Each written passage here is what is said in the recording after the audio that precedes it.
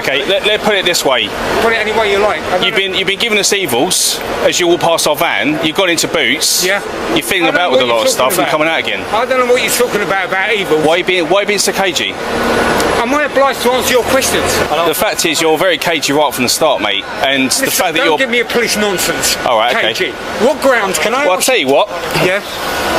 What power and authority are you acting under at this time? I'm going to search you on the Section 1 of PACE. What are your grounds? Hold on. I've told you. Listen to me. On what grounds? Okay, listen. You tell me listen. what grounds. Okay. If you tell me what grounds. Listen to me. I'm listening. All right, I'm going to search you. You are on the Section 1 of depriving me of my PACE. liberty and freedom. Article 5 of the European Convention of Human Rights. We're going to handcuff you for a minute. For what reason? Right. Hey, what grounds? Give me a second. What grounds? Just give us a second. I want grounds. Listen, we'll explain all that in a second. So at this moment in time, Hey, listen, relax. Listen, you relax. You relax. Sir, just listen to me. Yeah, right? I'm listening. Okay. So at this moment, you've been detained for the purpose of search. On what grounds? And that's what we're going to. If you give me a chance, I'll explain it. So you should have explained it before you did this. Stopping someone because they looked suspicious or gave an unfriendly glance isn't lawful. It's bias disguised as suspicion. The law demands specific, factual reasons, not personal hunches based on facial expressions or mood. If that became the standard, anyone with a serious or tired face could be pulled aside. That's not proactive policing, it's profiling. And when Alan, well within his rights, asked why he was being searched, officers promised an explanation afterward, but under the Police and Criminal Evidence Act PACE, that explanation must come first. It's a safeguard, not a courtesy. Skipping it erases one of the few protections citizens have against arbitrary or baseless stops. just bear with us, because we want to explain that to you. Right. So let my colleague explain what he needs to explain. Okay. However, it's really important that you don't interrupt him and let him finish. I'm going to let him finish. But one thing I just want to add is at this moment in time, you're obviously detained. Well, explain why you're detained. You should have done that before. No. Human rights. It's very clear. Can I explain something to you? We're entitled and able to say you are detained for the purpose of search. Under which is what we've done, and that's what we're about to explain. Okay, tell me. Okay. Don't use any cagey nonsense. I'm not going to say cagey. I will remind you. Be quiet for a minute. I'll explain it. And obviously, we've used force temporarily due to your demeanour. And you've got handcuffs on you. Okay. Until the search is completed, right? Well, I don't consent. You're free to leave. I do not consent. Okay, I appreciate that. To any searches or seizures. Doesn't matter about consent. Oh, it does. Because you have no grounds here. Unfortunately, you don't have to. Okay. Right. Thank you. My colleagues to explain everything. Right. Are you filming this? Yes. Right. Well, I'll be doing an excess. I completely understand, and you're entitled to do that. I will do that. After handcuffing Alan, the officer claimed his behavior justified force, but being upset or outspoken isn't a legal reason to escalate. Alan wasn't aggressive, violent, or resisting. He was simply asserting his rights. Some officers mistake frustration for hostility, penalizing people for speaking up as though silence is the only acceptable response. That flips accountability, putting the burden on citizens to stay calm even when their rights are being ignored, instead of on officers to justify their actions. To explain everything you need to know. Okay, explain it. All right. Right, explain it. So we've seen you come past the van, as I said. Right, thank you. I'm coming down the road, minding my business. Yeah, listen, let me explain. Yeah. Giving us evils, you're going to the shop. What's evils anyway? Right, listen. Can you go to the CPS with I was giving him evils? You can actually. Can you? Yeah. And what would that amount to? Do you want to let me explain the grounds then? Carry on. Okay. You go into the shop, you see him fiddling around. Fiddling around? Yeah. I went in there for to do my business. Okay. That's fine. Yeah. But I'm telling you from my point of view, fella. I don't want your point of view unless it adds up my to point grounds. of view is very, Gives very you the important. authority to detain me. Yeah. Can I explain something? Okay. You seem to be the sensible one here. We're both very sensible. Okay. My colleague is you a very don't good told me. officer, You right? don't need to do that. So first of all, do you mind if I grab a first name from you? Like I said, I won't be providing any details. So- there is no so- search outside Schedule 7 of the Terrorism Act that gives me the authority, or you the authority, to ask me Listen, to give you're you asking a lot of questions. I'm trying my best to Right, answer. okay. From the start, Alan clearly stated he would not provide his details, and under the circumstances, he didn't have to. Yet the officer repeated the demand as if the first answer didn't count. This wasn't routine, it was a pressure tactic, designed to wear him down until he gave in out of irritation or confusion. Either the officer wasn't listening, which is careless during a stop, or he ignored Alan's refusal to escalate the situation. In both cases, it shows a worrying misuse of authority. if we reasonably suspect somebody is committing an offence or on anything in what grounds, relation sir? to certain Reasonable grounds. So as my colleague trying to explain to you, we have detained for the purpose of search. The grounds are in which, when you've walked down this road, you have been eyeballing our vehicle, you've been staring at us, and in our opinion, you seem to be paying a lot of attention to police. Sir, your opinion doesn't... can you send your opinion like I said, I'm to going the to continue CPS? talking. When you've gone into the shop, again, you've appeared to be very...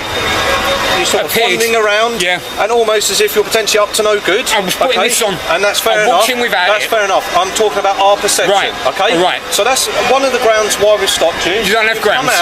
You've come out after looking slightly suspicious, and we've perhaps thought, are you shoplifting? We're not sure. Feelings and thoughts. Again, our suspicions are up here. Yeah. We've come and spoke to you. You've been very anti-police. You're not willing to engage. No. What I've done is I've exercised my absolute right. You don't want to give any names. My absolute right. I am not obliged to give you any details under any search power outside Schedule 7 of the Terrorism Act. Quite simply to see if you've got anything on you that might be to do with shoplifting, so we got feelings, stealing, and just let's have a look.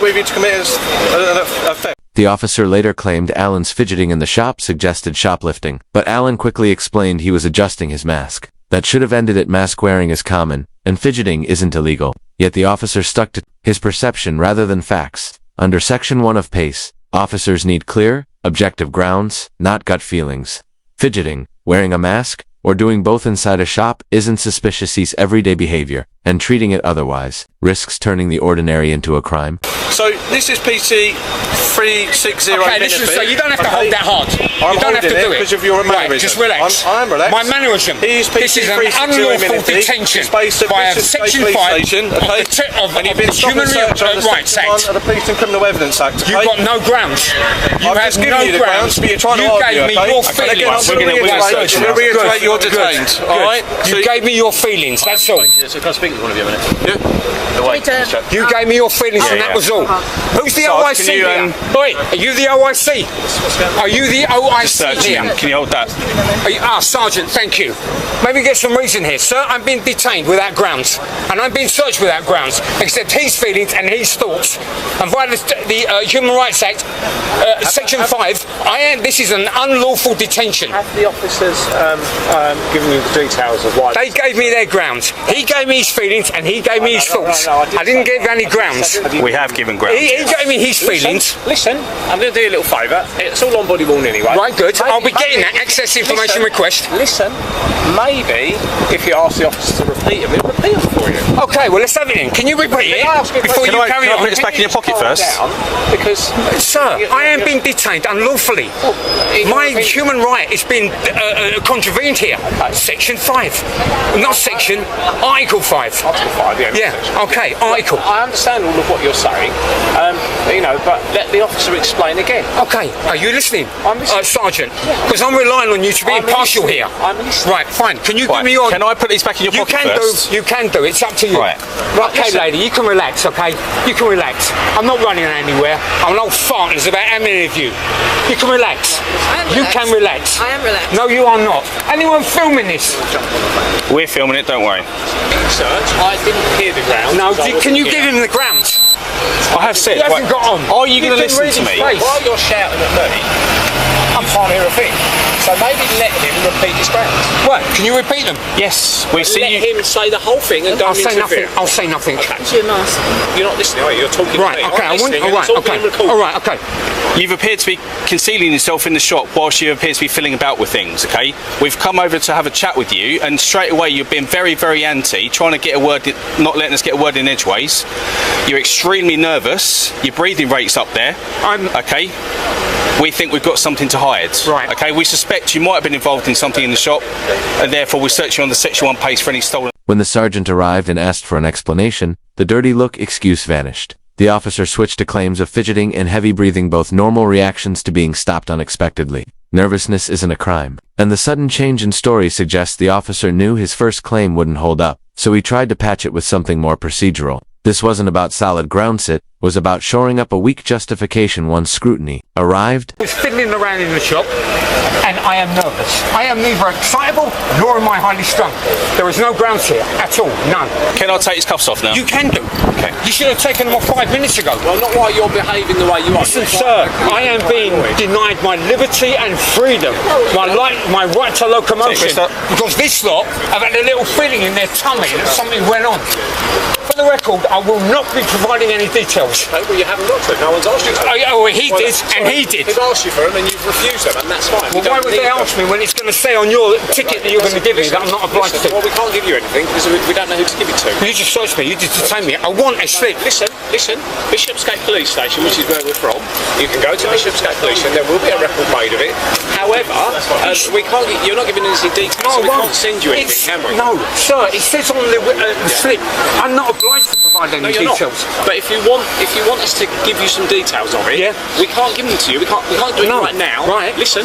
So you can come to the police station. Give us a day or so to get them all on the system. Then you can come and collect a copy. Sure. You can say the date, time, place. Right. Constable Minavie. Right. I've got his number. And you. And you. I've got it. Don't worry. I've got a photographic memory. And you. So I'm telling you, Bishopsgate Police Station. My colleague will give you the address. I'm taking your details. You're the OIC here. Well, I'm the sergeant. I'm not IC. I've not had anything to do with this search as such because I wasn't here for when the grounds were given. It's repeated. I've come over because you seem quite excitable and I just wanted to... So let's not, let's not start splitting hairs with terms. I know them. You're not going to I pay close attention to all your codes of practice. I know. Good. Okay. Well, you haven't repeated any of them yet. So well, what one do you want to know? Section 1? Yeah. Stolen or prohibited articles. 1984. Revised in 2015. But you have to have grounds. You have to have known. The officer gave He you gave me his feelings. And he gave me grounds. What are grounds based on? Facts, information, intelligence. What he has seen. It's not what he's seen. What did you see? Well, what did he see? I told you what I saw. Oh, you're talking nonsense. All right, listen. Am I being detained? No, you can. You're free to go. See you later. Thank you. I'm being detained. Excuse me, please. Right, no nonsense. All right. Okay. Well, again, this is a bit. Yeah, thank you anyway. Just confirm nothing's actually been taken It's since all right. before, It's all right. Information access request. I'll be taking civil action against you and you. All right.